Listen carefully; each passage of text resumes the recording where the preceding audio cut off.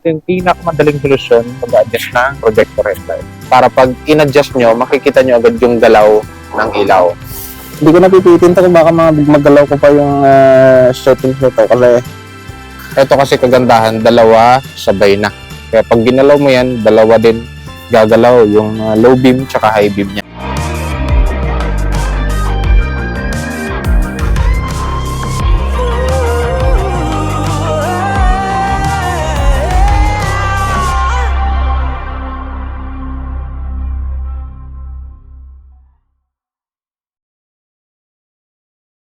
Hello guys, good morning. Motovlogger here, nagpapalik.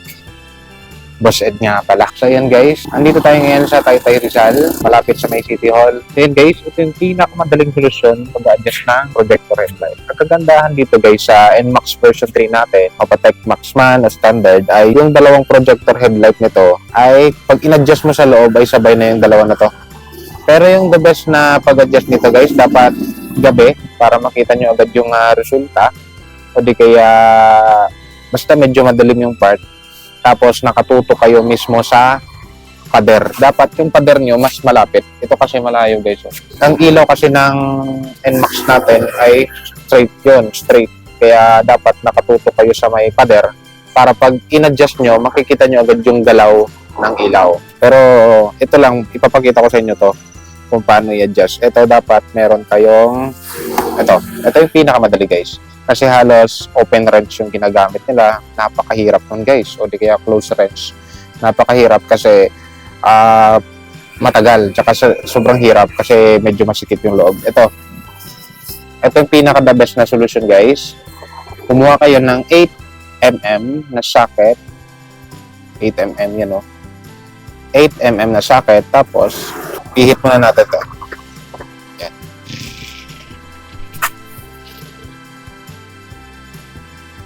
ayan, kung nakikita niyo yan guys, ayan yan yung mismong adjustan ng headlight niya. Ang gagawin nyo, yung socket wrench, pasok nyo lang to. Gagawin ko to para sa inyo kahit napakahirap videohan ha. Wait lang.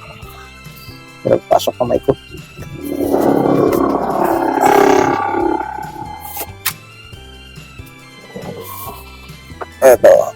Eto guys. Ano ba? Ito. Yan guys, Ito guys, ito. Ayan. Pasok nyo lang to. Ayan. Once napasok nyo na yan, simple lang. Pihitin nyo, napakalambot lang yan guys. Yan lang yung magandang solusyon yan guys. Sobrang dali niyan guys. Basta, hindi ko napipitin to kung baka magalaw ko pa yung settings nito kasi nakaset na yan sa pinakamagandang buga ng ilaw eh. Kaya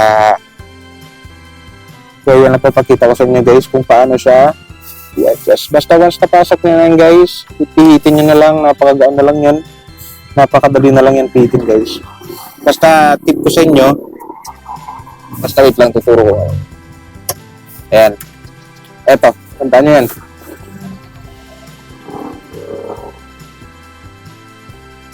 Ito.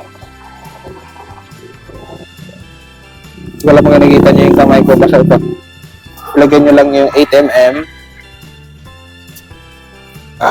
Tapos, yun. Pag nasalpak nyo na to, ganun-ganun nyo na lang. Sobrang lambot lang yan guys. Hindi niya matigas. Hindi katulad dun sa ADV ko dati, dalawa kasi yun. Di ba yung naka-high beam tsaka low beam niya. Ay kailangan mo yun na i-adjust yung low beam. Ay hindi, sabay naman pala yung low beam tsaka high beam nun. Yun nga lang, dalawa kasi ilaw nun eh, kabila tsaka dito. Yung mga usong motor ngayon, 'di ba, halos dalawa yung ilaw. Kaya pag dalawa yung adjustan nun, dito tsaka dito, eh dapat ipantay mo yung dalawa. Ito kasi kagandahan, dalawa sabay na. Kaya pag ginalaw mo yan, dalawa din gagalaw yung low beam tsaka high beam niya. Kaya mas madali siya guys. Basta yung gagawin nyo, isalpak nyo lang ito doon. Nakikita nyo kanina doon sa may... Kung nakikita nyo doon kanina sa may camera, napakahirap lang videohan. Pero alam kong nakita nyo naman. Once sinalpak nyo to, pipihitin nyo lang to. Nakalimutan ko na kung saan yung pababa, pero alam ko yung pababa pag ganito at yung pataas pag ganito. Pero kung nakatapat kayo dun sa may pader na straight, na flat, harap nyo yung motor doon, iharap nyo yung motor doon ng naka-center stand para makita nyo yung pantay. Tapos, galaw-galawin nyo to. Tsaka, yun bababa yung ilaw nun kasi straight naman yung ilaw ng NMAX kaya madali siyang i-adjust. Once ginalaw mo to, gagalaw din yun. Gagalaw din. Once na-adjust nyo na, tapos subukan nyo in actual. Kasi iba pa rin yung pag tumatakbo na yun, actual, tsaka dapat lagyan nyo na rin ng angkas. Kasi mas nakikita yung issue ng NMAX mas nalalaman natin yung problema ng NMAX pag may angkas tayo.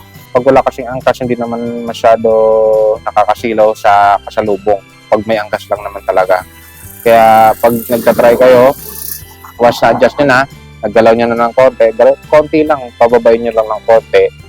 Tapos, try nyo angkasan, dalawa kayo, tapos testing nyo. Tapos, pag medyo mataas pa rin, adjust mo ulit. Ganun lang. Napakadali lang guys. Basta baon lang kayo lagi nito, 8mm. Para in case sa daan medyo mataas pa rin, pwede nyo ma-adjust anytime, anywhere. Ito lang guys, 8mm na napakadaling gamitin. Ito. Sugat pa nga ako. Ito, 8mm. Thank you guys for watching. Ride safe and peace out.